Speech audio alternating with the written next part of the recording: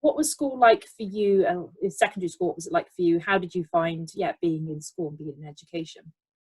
Okay, so I wasn't like a massive fan of secondary school, but I think secondary school's a difficult one, I think, for a lot of people, because you're trying to find, your foot, and sometimes it can be quite difficult, especially in year 7, when you come up from being like the oldest in the school to then becoming the youngest in the school.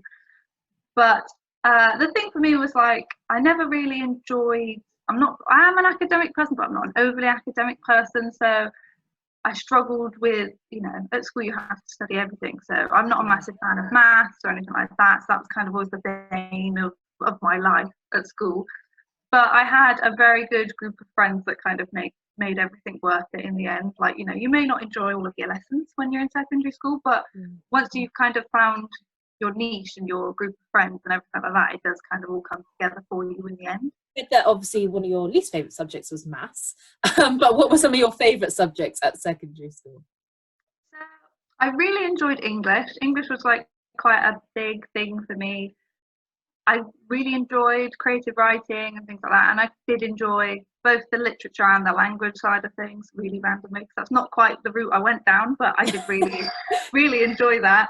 And then I also enjoyed music at school. The music block at like my secondary school was really fun. It was always kind of a hive of activity, and it was where I think you always felt kind of welcome, and it was a really fun kind of place to be.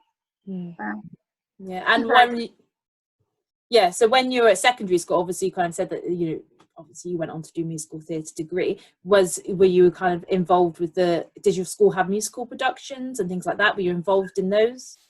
So they had a couple, but it was more based on the GCSE drama side of things, which surprisingly I didn't take, which I look back on now, and that's a very odd thing. But I didn't take drama, so I don't know why. I think it was a little bit of a later love in life for some strange and odd reason, but I never got involved in the kind of drama side of things, which is very odd when I think back to it now.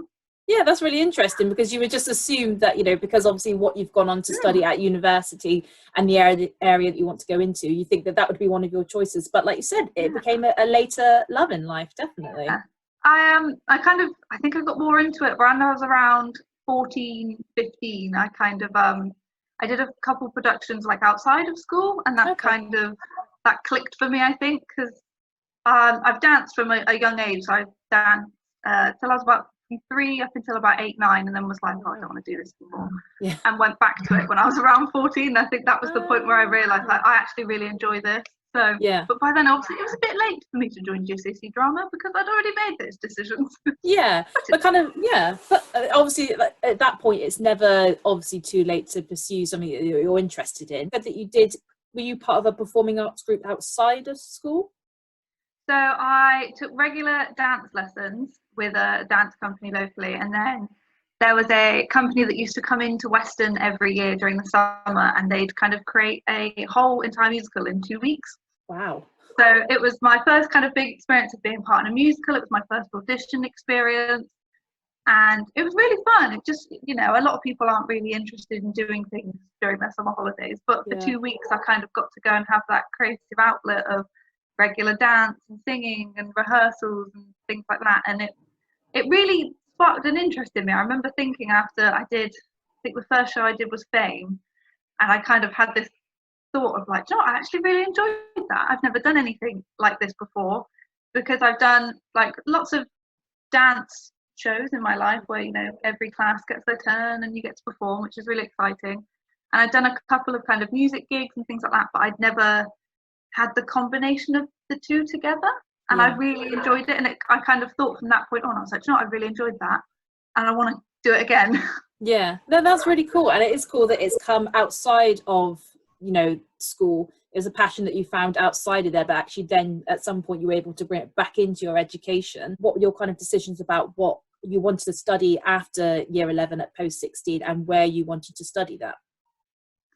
So I chose performing arts to study. I chose a BTEC in performing arts because part of it was I've sat at a desk for the past 5 years at secondary school, and I don't think I want to take an A level or anything like that. As much as I enjoyed English, but I don't think there was like 3 certain subjects that I would have wanted to have taken an A level in. I think I'm more of a practical person rather than like an academics depth kind of person, which is, that's just me personally.